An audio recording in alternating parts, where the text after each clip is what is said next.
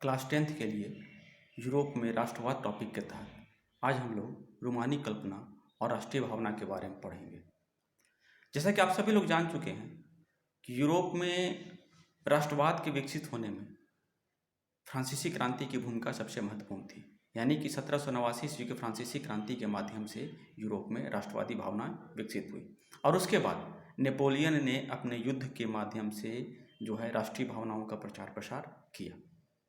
लेकिन यूरोप में जो राष्ट्रवाद का फैलाव हुआ, प्रसार हुआ, उस राष्ट्रवाद के प्रसार में केवल और केवल युद्धों की भूमिका नहीं थी, बल्कि युद्ध के साथ साथ यहाँ की सांस्कृतिक विशेषताओं का भी सबसे अधिक योगदान था। यानी कि हम लोग कह सकते हैं कि यूरोप में राष्ट्र के निर्माण में युद्ध के समान सांस्कृतिक विशेषताओं ने, सांस्कृतिक पहचान ने भी अपनी भूमिका निभाई।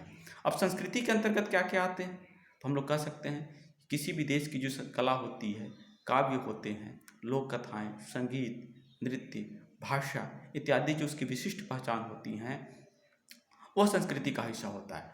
और इन सांस्कृतिक विषयों ने भी यूरोप में राष्ट्रवाद के निर्माण करने में महत्वपूर्ण भूमिका दिया। तो इन सांस्कृतिक विषयों के आधार पर जिस राष्ट्रवाद का गठन किया गया, राष्ट्रवाद का प्रचार प्रसार किया गया, उसे रूमानी कल्पना की संज्ञा दी जाती है। अर्थात हम लोग कह सकते हैं कि रूमानीवाद एक सांस्कृतिक आंदोलन था जो कि यूरोप में सांस्कृतिक पहचान के माध्यम से राष्ट्रीय भावना या फिर राष्ट्रीयता की भावना को विकसित करना चाहता था। क्योंकि ये राष्ट्रीय पहचान की बात थी, इसीलिए इसमें तर्क, विज्ञान या किसी प्रकार की बहस या चर्चा का विशेष महत्व नहीं दिया गया, बल्कि इसमें कहा गया कि हमारे देश की या किसी देश की जो विशिष्टताएं होती हैं, उन विशिष्टताओं पर आम जनता का विश्वास होना चाहिए और इसके विश्वास के लिए किसी प्रकार के तर्क की आवश्यकता नहीं है।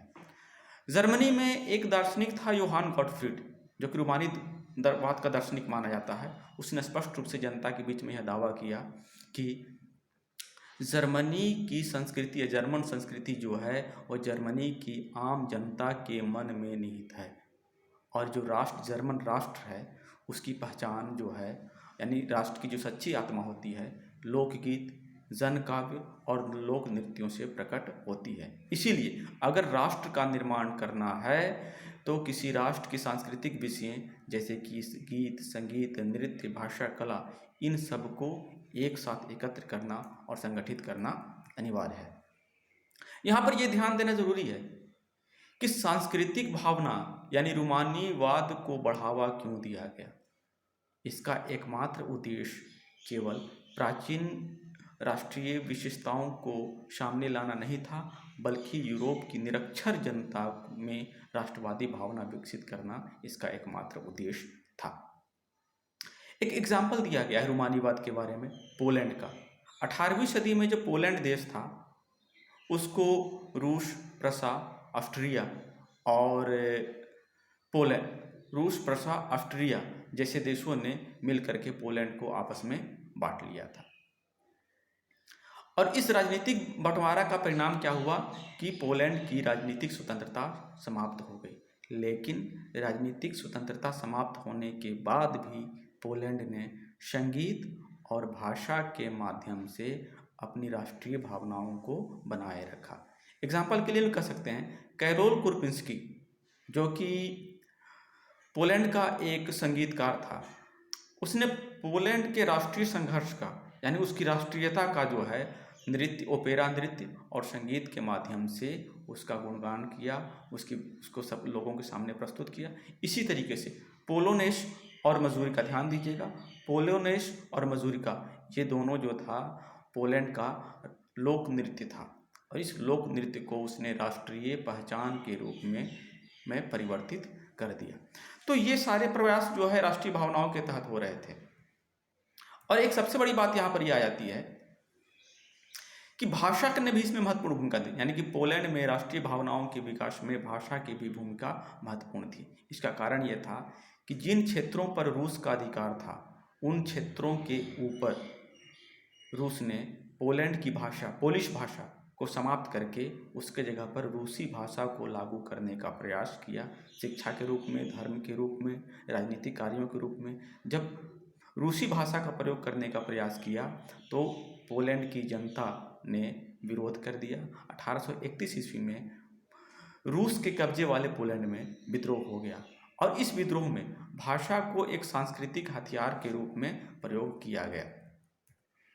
चर्च में धार्मिक शिक्षा के रूप में लोगों के बीच में आपस में संपर्क करने के लिए बड़े पैमाने पर रूसी भाषा का विरोध करते हुए पोलिश भाषा का प्रयोग किया जाने लगा। यानी कि हम लोग कह सकते हैं कि पोलिश भाषा को रूसी भाषा के प्रभुत्व के खिलाफ एक संघर्ष के प्रतीक के रूप में प्रदर्शित किया गया। तो इस टॉपिक के अनुसार जिसमें हम लोग रोमानीवाद के बारे में पढ़ रहे हैं, यहाँ से कुल मिलाकर के दो तरीके के प्रश्न बन सकते हैं।